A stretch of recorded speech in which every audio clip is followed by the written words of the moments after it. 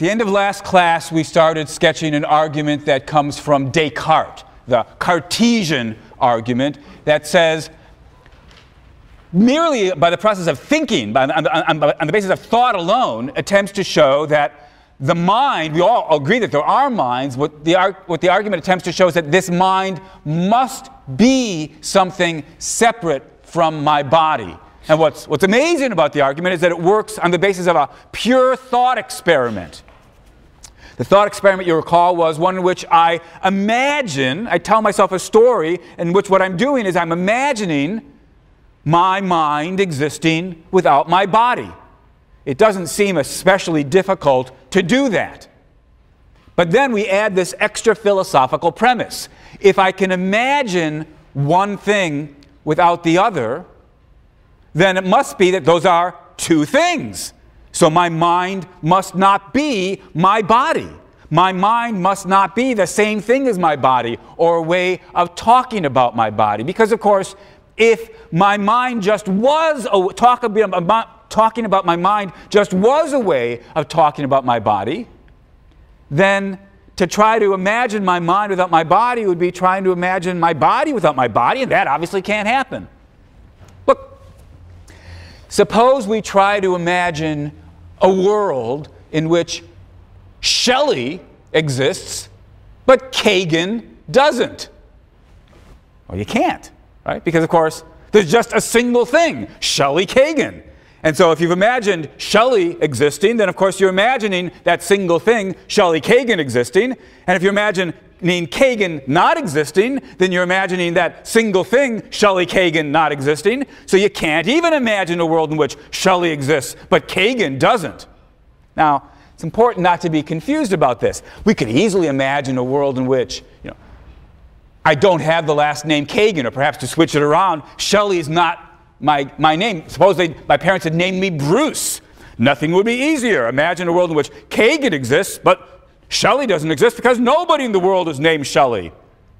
The question is not, can you imagine me with a different name, Bruce instead of Shelley? Easy enough.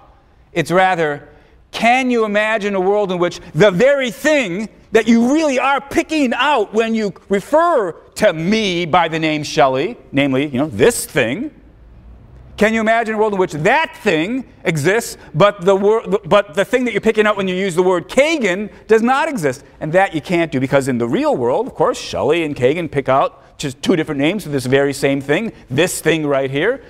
So imagining a world in which Shelley exists but Kagan doesn't, or Kagan exists but Shelley doesn't, that's trying to imagine a world in which, I exist but I don't, and that's, of course, incoherent. So if you can, on the other hand, contrast, can I imagine a world in which my left hand exists but my right hand doesn't? Easy. Why is it so easy? Because, of course, there's two different things. Of course, that doesn't mean that in the real world one of them does exist and the other one doesn't. But it does show that in the real world they're two different things. That's why I could imagine a world with one but not the other. Try to imagine a world in which somebody's smile exists, but their body doesn't. You can't do it. You can't have the smile without the body. And of course, no mystery about that. That's because the smile isn't really some separate thing from the body. Talking about smiles, as we've noted before, is just a way of talking about, either what the body can do or what a certain area of the body can do. You can try to imagine it. In Alice in Wonderland, the Cheshire Cat disappears, and all we have left, the last thing that disappears, is the smile. But of course, when you imagine the Cheshire Cat only having the smile there, you're still imagining the cat's lips, teeth, maybe tongue, whatever it is. If you try to imagine a smile with no body at all, can't be done. Why?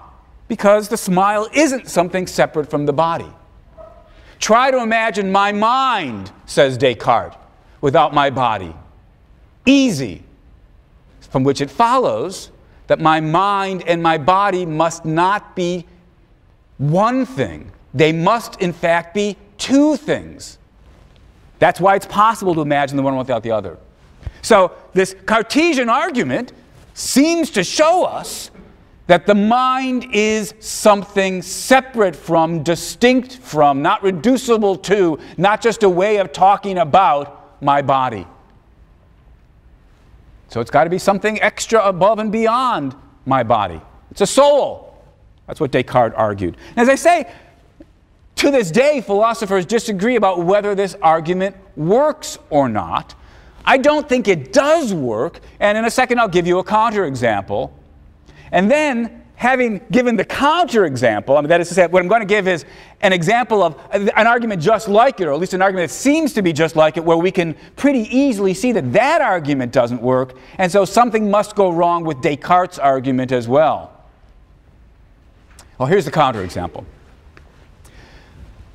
Some of you, I'm sure most of you, maybe all of you, are familiar with the evening star. The evening star is the, roughly speaking, first heavenly body that's visible in the sky as it gets dark, at least at certain times of the year. And I'm sure you're also familiar then with the morning star. The morning star is that heavenly body which is the last heavenly body that's still visible as dawn comes in and begins to get light. So as a first pass, the evening star is the first star that's visible, and the morning star is the last star that's visible, at the right times of the year. The world that we live in has both the evening star and the morning star. But try to imagine a world in which the evening star exists, but the morning star does not.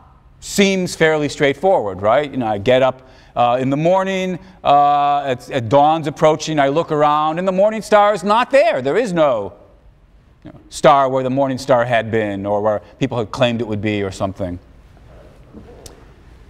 But the evening star still exists. When I go out as sun sets and dusk falls, there's the evening star. So, as I say, it's a trivial matter to imagine a world in which the evening star exists and the morning star does not. And so we could imagine then a Descartes-like argument, saying if I can imagine the evening star without the morning star, that shows the evening star and the morning star must be two different heavenly bodies.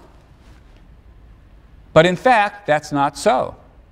The evening star and the morning star are the very same heavenly body. And in fact, it's not a star at all. It's a planet. It's Venus, if I recall correctly. So, look, there's only one thing. The evening star is Venus. The morning star is Venus. So there couldn't be a world in which the evening star exists but the morning star doesn't, because that would be a world in which Venus exists and Venus doesn't exist. And obviously, that's not possible. Of course, no.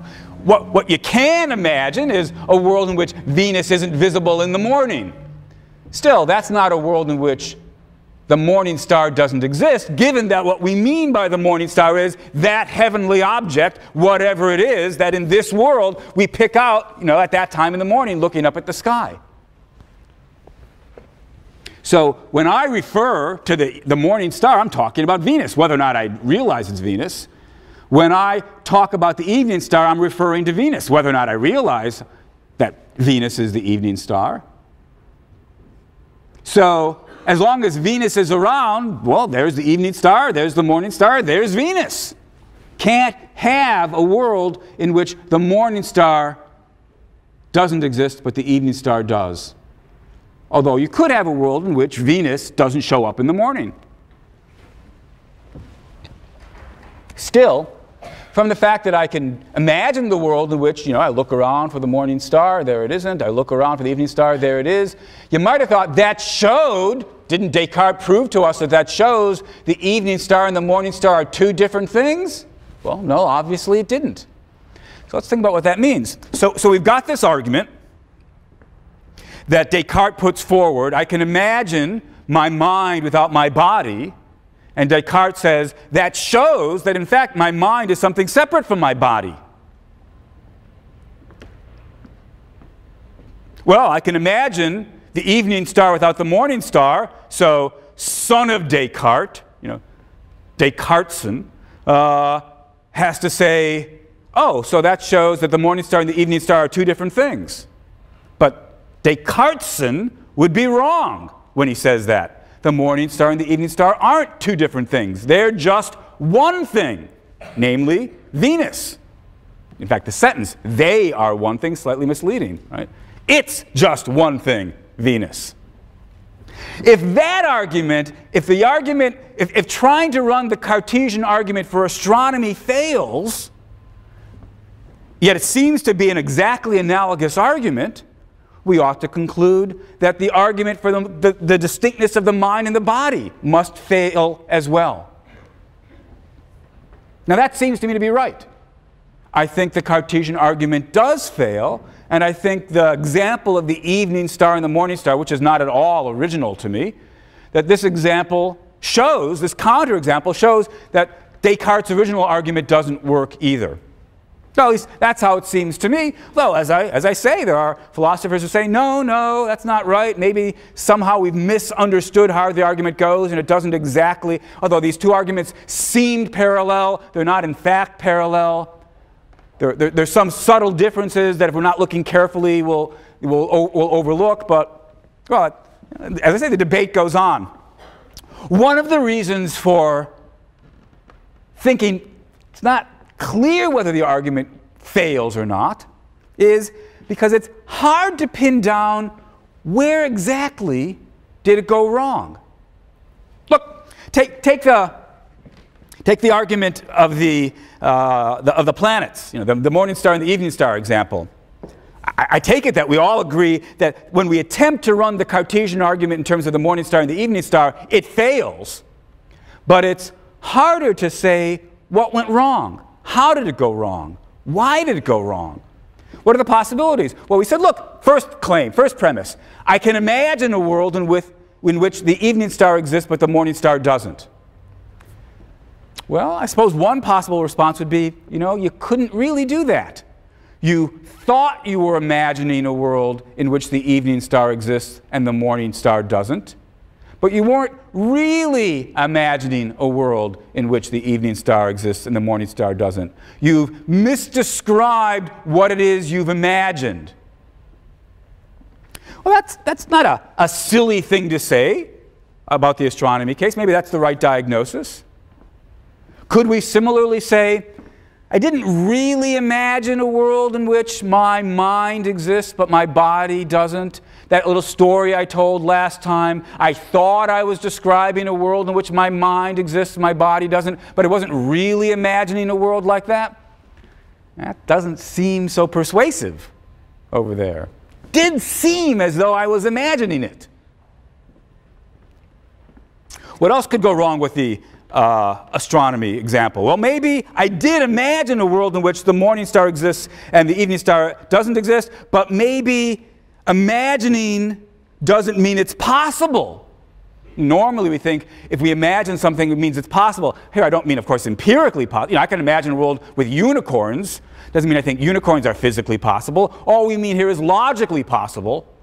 I can imagine a world with unicorns. Seems to follow that unicorns are logically possible. Imagination seems to be a guide to possibility, but maybe not always. Maybe sometimes we can imagine something that's really impossible. Try to imagine, can you do that or can't you not do that? Try to imagine a round square. Can you imagine it? Can you not imagine it? In certain moods, I sort of feel I can just begin to imagine it. And of course, it doesn't really mean it's possible. Seems like it's impossible. So maybe imagination is a flawed guide to possibility. So maybe that's what we should say about the mind-body case. Yeah, I can imagine a world in which my mind exists, but my body doesn't. But that doesn't show that it's really possible, logically possible, to have a world in which my mind exists and my body doesn't. Maybe that's where the argument goes wrong. On the other hand, isn't imagination our best guide to logical possibility? Isn't the reason I think unicorns are logically coherent is because I can imagine them so easily? Another possibility, maybe we should say the mere fact that it's possible for A and B to be separate, for A to exist without B, for example, that's clearly where they're separate. The mere fact that it's possible for them to be separate doesn't mean that in the actual world they are separate. Maybe the argument goes wrong by assuming that identity, when A is equal to B, it's always equal to B no matter what. Maybe identity, as philosophers like to put it, maybe identity is contingent. Maybe A could be the same thing as B in this logically possible world, but we could imagine a completely different, logically coherent world in which A was not the same thing as B. If that's right, then maybe the conclusion should be, well, you know, yeah, the Cartesian thought experiment shows that there could be a world in which there are minds that are not identical to bodies. But that doesn't mean that in this world the mind is not identical to my body. Maybe in this world minds and bodies are identical, even though in other logically possible worlds the identity comes apart. Identity is not necessary but contingent, as the philosophers put it. It's not clear that that's right either.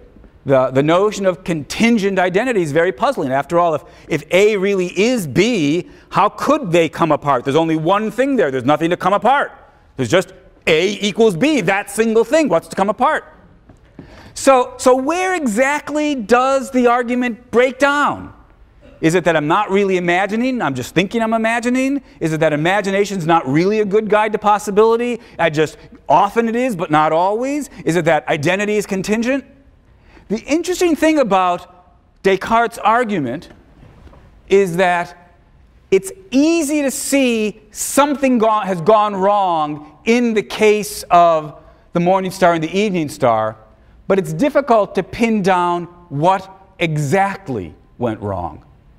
Different philosophers agree that something's gone wrong in the morning star and the evening star case, but disagree about the best diagnosis of where the mistake went in. Armed with your pet diagnosis of where the argument goes wrong there, you've got to ask, does it also go wrong in the mind and body case? Well, we could spend more time, but I'm not going to.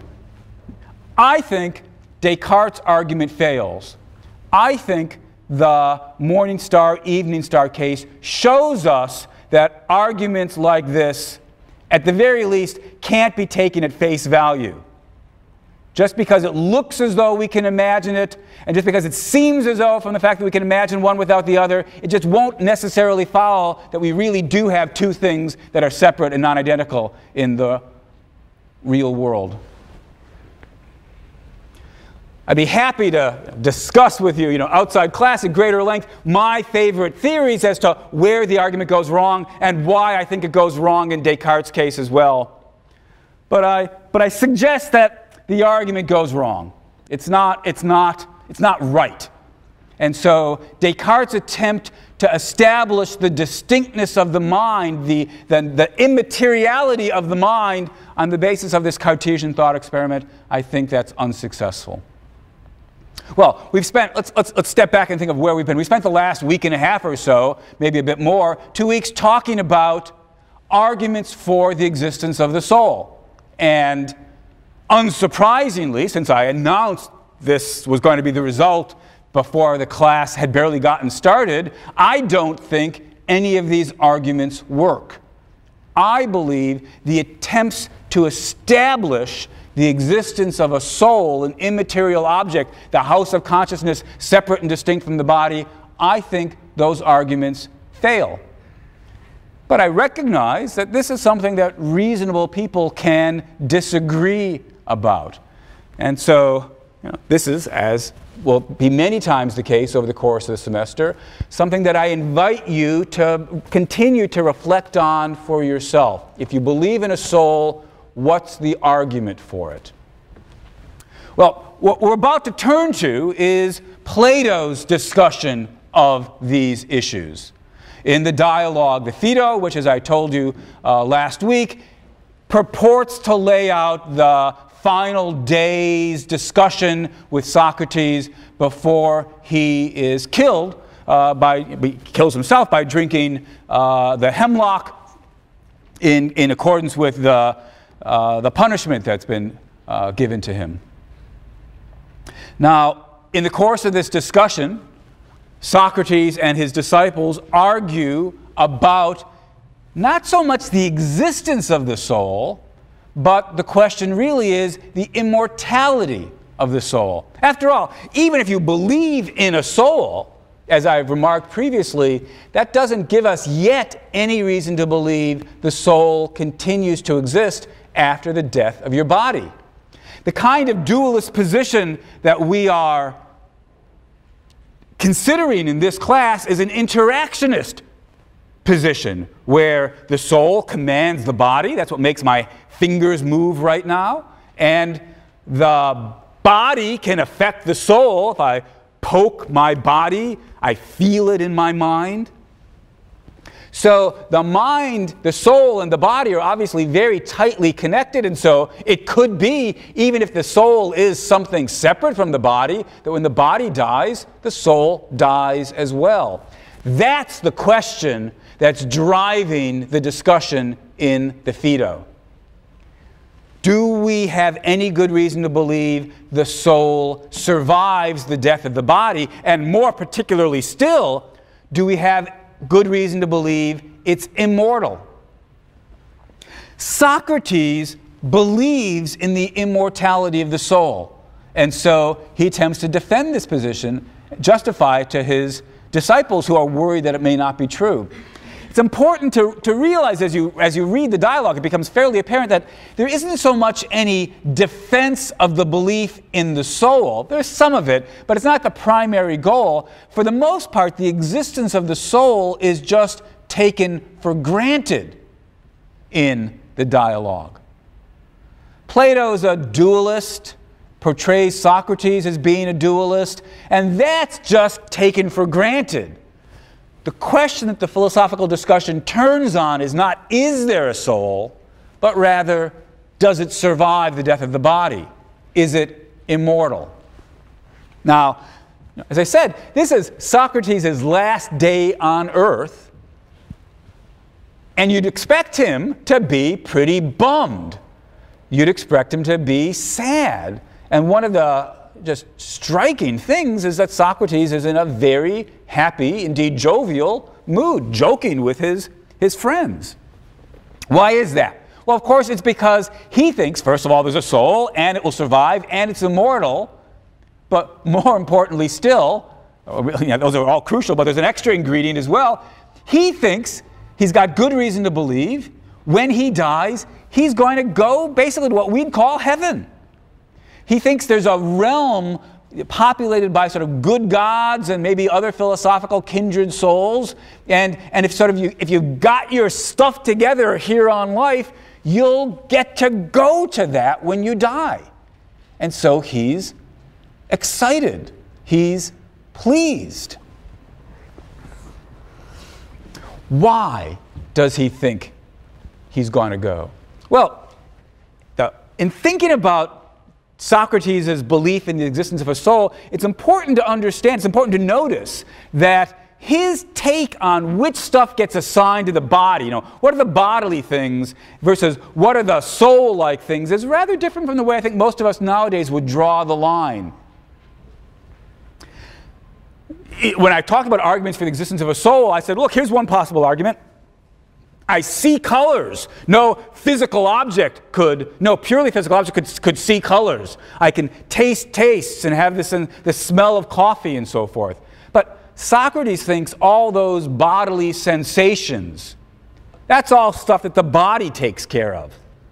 So, unlike those modern dualists who think we need to appeal to something immaterial in order to explain bodily sensations, Socrates thinks, no, the body takes care of all the bodily sensations, all the desirings and the wantings and the emotions and the feelings and the cravings.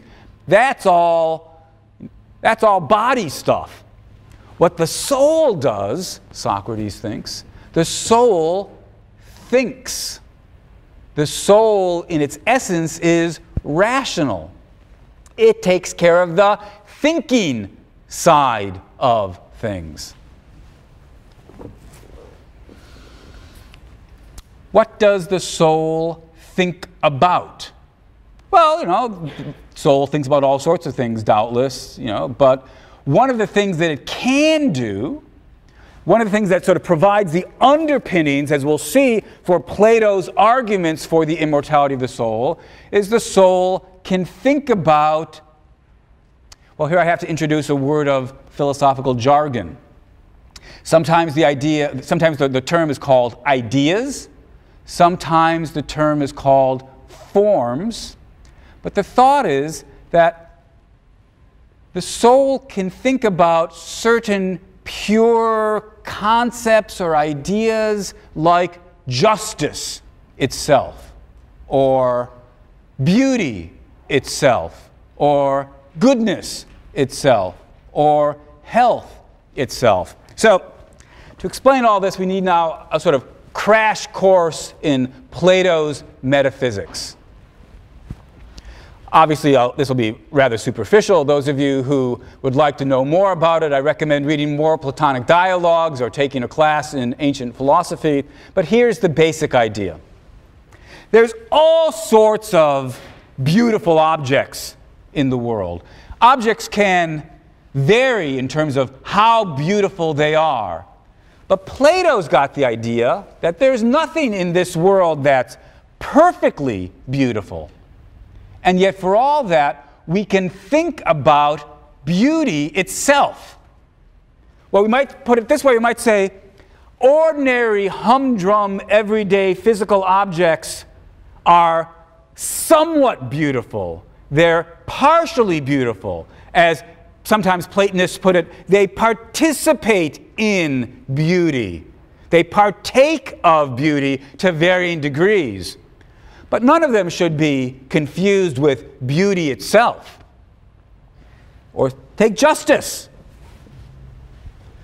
There are various arrangements, social arrangements, that can be just or unjust to varying degrees, but we don't think anywhere in the world there's any society that's perfectly just. Yet for all that, the mind can think about perfect justice. And notice how ordinary empirical social arrangements fall short of perfect justice. So whatever perfect justice is, it's not one more thing in the empirical world. It's something we can think about. It's something that things in the empirical world can participate in or partake of to varying degrees. But we shouldn't confuse the physical things which can be just, the people who can be virtuous to one degree or another, with perfect virtue or perfect justice. That's something that only the mind can think about, that we don't actually have in the world, the empirical world itself. Or take being round. The mind can think about perfect circularity. But no physical object is perfectly circular. There are only things that are circular to a greater or lesser degree.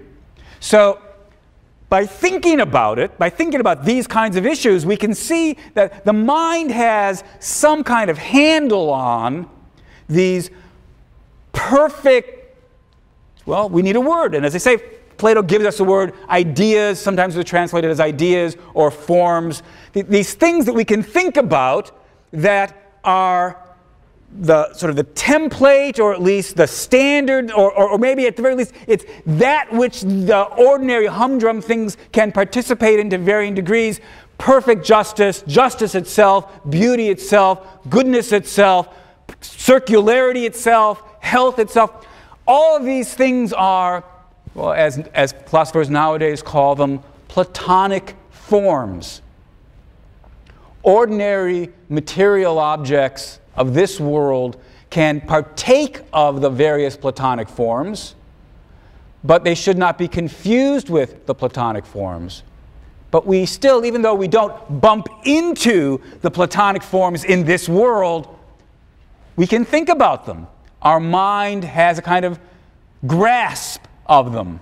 Of course, the problem is we're distracted by the comings and goings, the hurly-burly of the ordinary everyday world.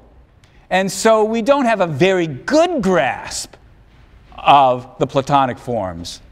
We're able to think about them, but we're distracted. What the philosopher tries to do This is Socrates' thought, or Plato's thought that he puts in Socrates' mouth. What the philosopher tries to do is free himself from the distractions that the body poses. The desire for food, the craving for sex, being concerned about pain, all this stuff, hungering after pleasure, all this stuff gets in the way of thinking about the Platonic forms. What the philosopher tries to do then, so as to better focus on these ideal things, is to sort of disregard the body, put it aside, separate his mind as much as possible from it. That's what Socrates says he's been trying to do. And so because of that, he's got a better handle on these ideal forms. And then he believes when death comes and the final separation occurs of the mind and the body, his mind gets to go up, his soul gets to go up to this sort of heavenly realm. Philosophers nowadays call it Plato's heaven. Gets to go to Plato's heaven, where he can sort of have more direct contact with these things, with the forms. Now, I don't have the time here to say enough to try and make it clear why this Platonic metaphysical view is a view that not only is worth taking seriously, but to this day, many, many philosophers think that, at least in its basic strokes, must be right. But let me at least give you one example that may give you a feel for it. Think of math. Think of some simple mathematical claim like 2 plus 2 equals 4. When we say that 2 plus 2 equals 4, or 2 plus 3 equals 5, we're saying something about numbers that our mind is able to grasp. But what are numbers anyway? They're certainly not physical objects. It's not as though someday you're going to open up an issue of National Geographic where the cover story is going to be, "At long last, explorers have discovered the number 2." Right?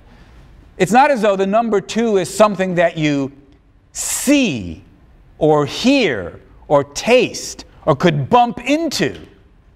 Whatever the number 2 is, it's something that our mind can grasp, but isn't actually in the physical world. That's the Platonic take on mathematics. There are numbers. The mind can think about them.